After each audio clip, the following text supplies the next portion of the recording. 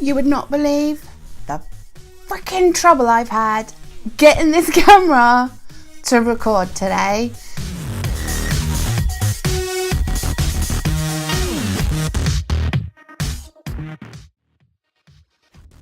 So we'll see how it goes. I got my coffee. Do you like my new mug? Got it from Killstar. Get ready, roll the arms, roll the sleeves up. It's like I'm going for a fighting match. No, it's just called anxiety in doing this. That's what it's genuinely called. Welcome back to my channel. Hi. Thank you so much for coming. I'm LizzMears if you're new here and you don't know me.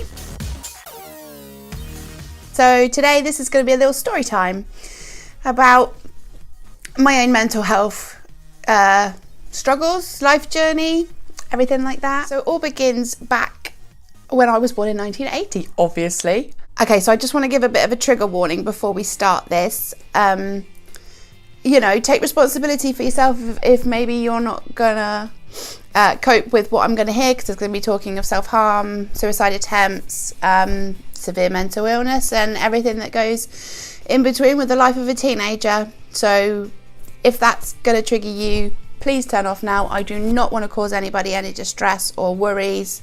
So yeah, bye if you can't handle it. Okay, have they gone? We're left with the people that are good to go? Cool. I was diagnosed with obsessive compulsive disorder and depression when I was 11. It started, probably a couple of years before that. Small bit of backstory, my parents divorced when I was 3 and I grew up with my mum, single mum. Unfortunately, she has OCD and mental health struggles of her own. And I say unfortunately because I don't want her to have those things and to suffer with them. But fortunately for me, it meant that I had somebody wonderful who understood exactly where I was coming from and how I felt and what help I needed. So well done, Mum. I love you. So I can well remember when I used to go to stay at my dad's of a weekend sometimes, that I would start like counting the wallpaper pattern. And I remember there was a nick in the wallpaper with polystyrene balls behind it, because it was like one of those old-fashioned like cushiony stuff. And I would literally count like the polystyrene balls that I could see, and then I would check that the pattern ran smoothly and everything. Mainly I remember that when I was at home in my own bed, that I would start checking the duvet cover and the bottom sheet and everything to see if there was like bits of lint and hair and things like that on it, and I would meticulously pick it off. I don't remember it making me feel upset or anything as such, but I just knew that I had to move them and get rid of them. So it started with like little things like that, and because my mum has her own issues and has struggled, she picked up on it really soon actually, and so she took me to the GP, the doctor, and I can remember that appointment very, very clearly. I'm not going to say the doctor's name, but I do remember who he is. And I can remember sitting there in the orange chair in the doctor's surgery with my mum to my side.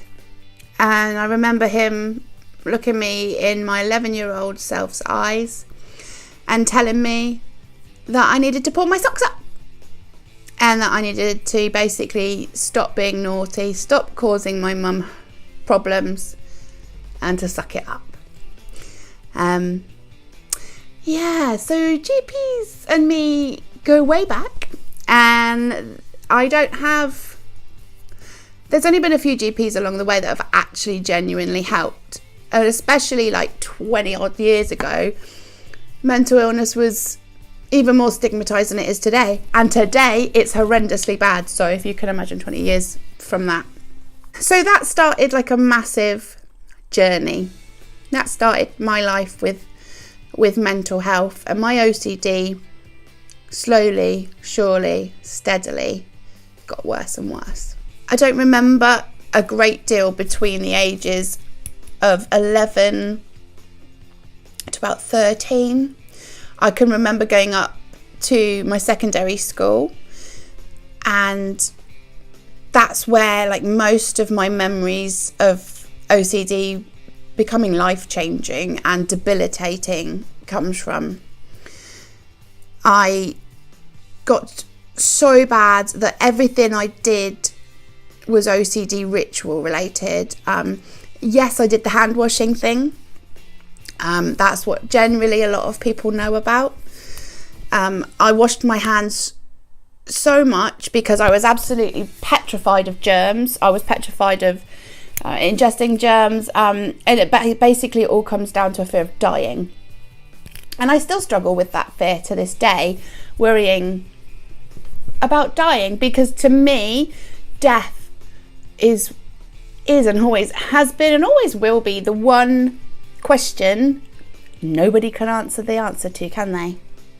Now, I am very, very spiritual in how I am. I've done a lot of learning, so much research, and I am very certain that there's something and that our energy doesn't go poof and it's gone. I don't, heaven, hell, all these sorts of things. I just believe that there's something, right? I mean, and there's loads of reincarnation stories and there's loads of near-death experiences. Those things absolutely fascinate me, and they're very, very compelling, a lot of them. But still, nobody has full-on died for like 10 years and then come back to life to tell us the answers. And then I think also, would my mind believe them anyway if they came back and told us what had happened? Would I believe them? I don't know. All right, my brain thinks about 50 million scenarios of everything, in the positive, in the negative, all at the same time. So my fear of death started from a very young age. I know that my mum also has this fear. I hope she doesn't mind me saying. And I know that a lot of people have this fear, actually. We just don't speak about it very much. But it actually got so bad when I was younger that I can remember one night I was lying down to go to sleep. I must have been 12 or 13. And I can remember having this utter sheer terror and panic that I was going to die and there was nothingness out there.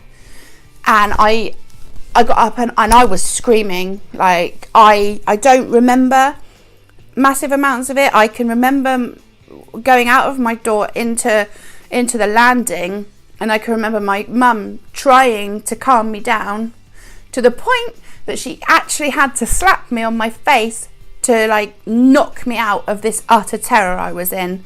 I don't blame her for giving me a slap. I needed it because I had gone into such extreme terror mode. Yeah, I needed a reality check, and I don't remember what happened after that, other than that, I did eventually calm down and she helped me get to sleep and relax again, I think. So all my OCD rituals have always been around germs and death and dying. Different things that I would do as I was growing up. I'm just trying to think for a pen. Like, you have a clicker pen, and I would click, if I was using a pen at school or at home or whatever, I would click it on and off, on and off, on and off, on and off, on and off, either a certain amount of times, like even numbers, 4s, 8s, all those sorts of things, or until the ever elusive "it feels right" happens. So I literally feel like turning it on is bringing life, turning it off is bringing death. And so I would make sure that I'm turning things on and turning them off and saying safe words in my head, like, it's okay, everybody's safe. And this sort of ritual involved light switches, sitting in and out of chairs, going through doorways, like crossing the threshold of the doorway, picking knives and forks. And I think the big one that was incredibly hard for my mum was that at the age of 13, she was actually having to help me get dressed for school in the morning because I couldn't physically put my legs into, say, my knickers or my trousers or whatever, because every time I put my leg in, I felt like I'd done it wrong. I can't explain how that wrong is. There's no logical thing behind it at all. It's a feeling, it's a gut panic, a gut terror, and I think it's the fear of, if I did do it wrong and then I die or somebody I love dies, then that's my fault. Yeah, because like that's the worst thing ever. I mean, who can think of anything worse than being responsible for somebody else's death? Yeah. So yeah, I would put my legs in and out of my pants, in and out of my trousers, in and out of my socks, and I'd have to get mum to help me to do that, because I felt that because she was my safe place, she still is, that I mean, along with my man and my kids, they are my safe place, but it's wonderful to have caring and understanding people that don't judge you for your mental illness. It really is. And I hope everybody has that. I really do. And if not, I'm here. I get it. Please message me on Instagram, down below, on Facebook. Come and talk to me. I'm an open book, and I'm more than welcome to have chats about these things. Anyway, I got off track then. So I was doing a lot of overwhelming ritualistic things, and my mum would help me because I felt, because she was safe, she could negate the bad, negative thoughts and feelings that I was going through, and thus think, people wouldn't die, bad things wouldn't happen, all that sort of stuff. Obviously, my mum knew how bad this was. This was getting to I wasn't going to school. I couldn't physically, mentally, could not get myself to school. It would take me, I was shattered, so tired to get up in the mornings for school, because it's so physically and mentally draining to have OCD. So I couldn't get up in the mornings, and then every little thing was a big ritual. Stepping my feet out of the bed, standing up, walking out of my door, going downstairs, getting breakfast, picking the right spoon, making sure I pour the milk in right for the cereal. Have I done it right? Is the bowl clean? Is the spoon clean? Getting a drink, is the glass clean? Sitting down in the chair, did I sit down right? Get in and out, in and out, in and out, in and out. And that's just getting breakfast, yeah. This would take me, half an hour to complete little tiny tasks, and I would spend half an hour in the shower because I wasn't sure I was completely clean, and I would run the water absolutely boiling, because I'd learnt that germs die at boiling water temperatures. So I'd literally boil myself and boil my skin to make sure that all the germs were off me, and that was something that I did for years and years, like nearly 10 years, I should imagine. Boiling the skin, and like with the washing of the hands, I would always wash them with boiling water, and it would hurt like crap. It hurt so bad. And and then the other part of that is that I would not dry my hands on a towel because the towel was dirty. It wasn't dirty. My mum's a neat freak. She's a very clean lady. It was never dirty, but I thought it was dirty because I thought that I was airborne germs and all these sorts of things. So I would not only boil my hands, I would then just leave them to dry, and so my hands would crack, they would be bleeding, and they were like that for years, because I didn't know how to stop what was going on. My mum, who is amazing, she fought really, really hard behind the scenes. Of course, I didn't know anything about this as a child, but she fought massively behind the scenes to get me the help that I needed. I'd started seeing a psychologist and stuff, and I can always remember the first psychologist I saw was a man, and he was always asking me questions relating to sexual assault. And it was like he wanted me to have had a sexual assault so that he, in his own mind, could understand why I had the OCD. Like, it needed to be like this big over event that had happened to trigger the OCD. And it wasn't. I'm a sensitive soul. I went through my parents had a crappy relationship. It was awful, went through the divorce of that. You know, also that's the other thing, my mum has mental health problems, my dad has mental health problems, both maternal and paternal grandparents, especially my nans, have problems. So I'm I think very much that genes play a part in this as well, you know, it's that whole nature versus nurture thing. And so events that I did go through, yes, it wasn't a sexual assault, thank God. So thank you that never happened, because later in the story I'll be able to tell you the kind of things that I did learn has happened to friends of mine.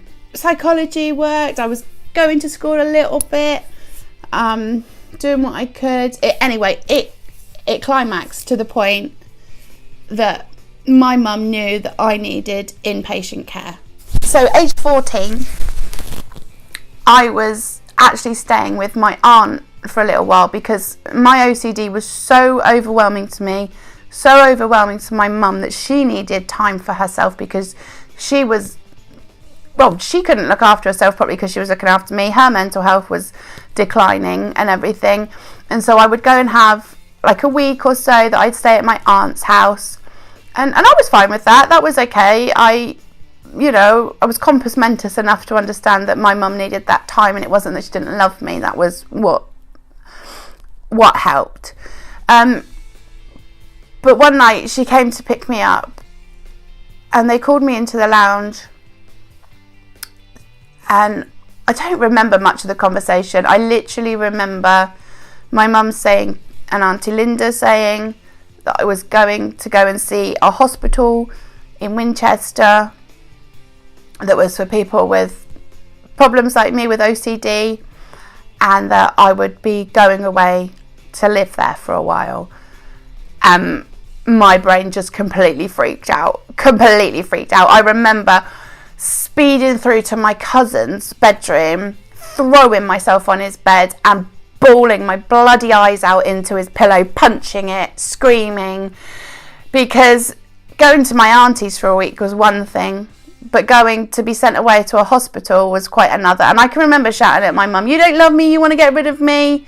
And I just felt, unworthy and just not worth being around. And it was horrendous. The sheer terror of that, because the other thing of that, I didn't know anything about mental health facilities, and I was picturing straitjackets, just that I was going to be put in this, straitjacket, put away in a room, padded cell, and just completely locked away from society, and that nobody would care what happened to me, and that was why my mum wanted to get rid of me, because she needed to have her life back. And obviously, that couldn't be further from the truth as to what the psychiatric hospital was like. I'm going to end it there for now, because I need to go and pick up my son. It's a lot to think about, because to me it feels like a different lifetime now, everything that I went through in my teenage years. I'm so far from it. It feels a lifetime away, but I still very much can feel all the pain and the anguish and the loneliness of being so ill. So yeah, I'm gonna finish my coffee, go and pick up my little man. He's not little, he's big. He's always been my little man though. And I will continue this video later. Alright, thanks very much for listening. See you later, bye!